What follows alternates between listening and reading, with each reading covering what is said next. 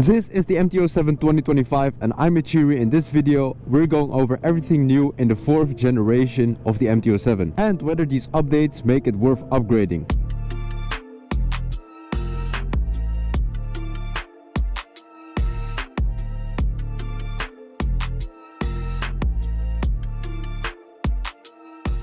Let's start with the biggest and most noticeable change, the new look. Yamaha gave the MT-07 a new headlight design that was already seen on the new MT-09 model. Some hate it, some love it, but it definitely changes the bike's character and I think it looks great.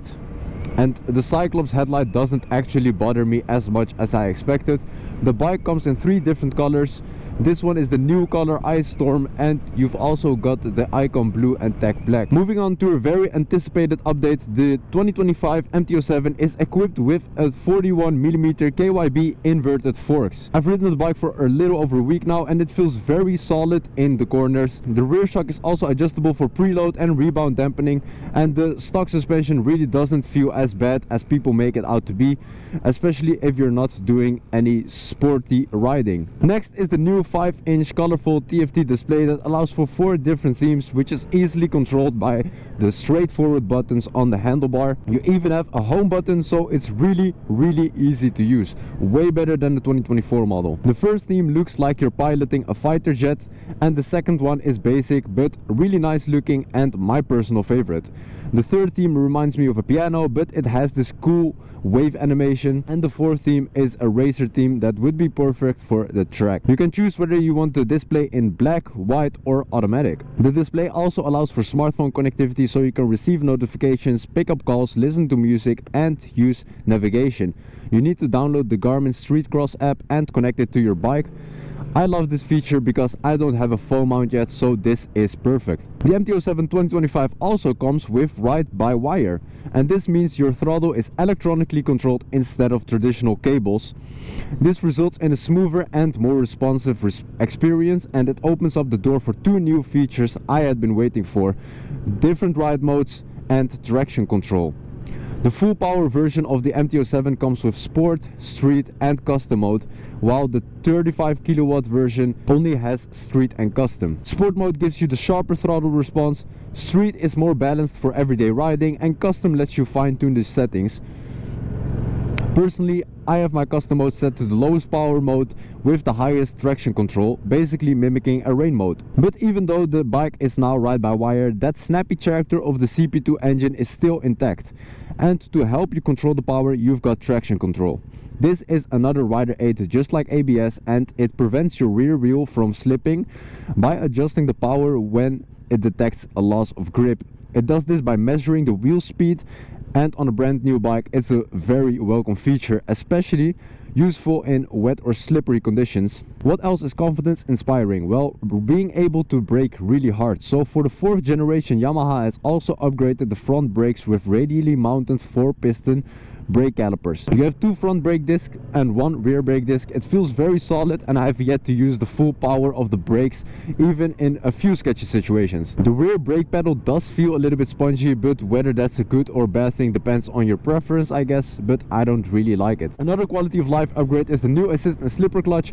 This simply makes downshift smoother by reducing the excess engine braking if you happen to shift like a noob. I'm still guilty of this, to be honest. It also reduces the amount of force needed to pull in the clutch, and this is more important than you think, especially in stop and go traffic or when you're waiting at a stoplight and want to keep the bike in first gear and not end up with a sore hand for the rest of the day. Next we have the acoustic grills in the tank that send more of the engine sound to the rider, and you can tell we're dealing with a piano company, but I have to say I do think it's working. When sitting at a stoplight or accelerating hard, I can hear the sound of the CP2 engine better than when I rode the 2024 model.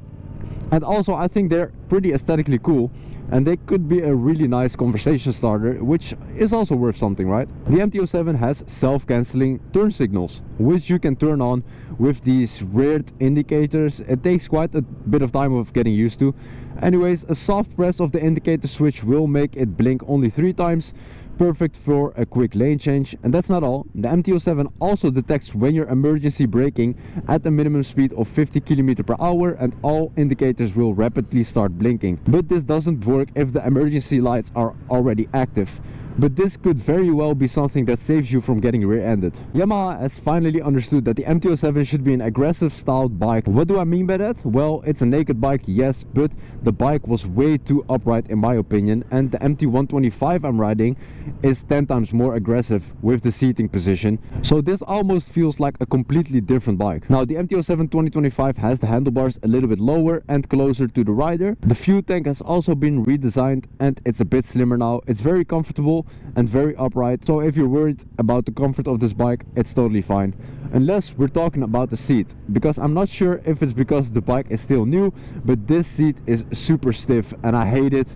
I'm considering buying something more comfortable, but we'll have to see because my bank account is not looking so happy at the moment. I've already mentioned a bunch of upgrades and redesigns, but there is still more. The MT-07's frame has been redesigned to be stronger by 12 to 13%, and the swing arm is completely new, and this is the first time in the MT-07's history that this has happened. Yamaha claims that if everything stayed the same, the new weight with the additional upgrades would result in a 4.5 kg increase in weight, but they've actually managed to make the 2025 model 1 kg lighter than the 2024 model. It's now 184 kg, including a full tank of fuel. And a big reason they were able to do this is the new Spinforged wheels. Once again, this was already used on the MT-09, but the thing is, these wheels are lighter but no weaker than regular wheels, and if you're planning on making motorcycles, don't steal this idea because they've got it patented. Now for the price, Yamaha can't do all these upgrades for free, but I think they handled it really well. The MT-07 2024 was 9,000 euros here in the Netherlands, and the MT-07 2025 was 9,300 euro, so that's a 300 euro difference, and that's pretty reasonable in my opinion. And if you already own an MT-07, the biggest selling point of the 2025 model are the ride-by-wire, the traction control, the new TFT display and the new suspension, but pretty much everything, because it's a complete redesign, so there isn't really much you could have wished for.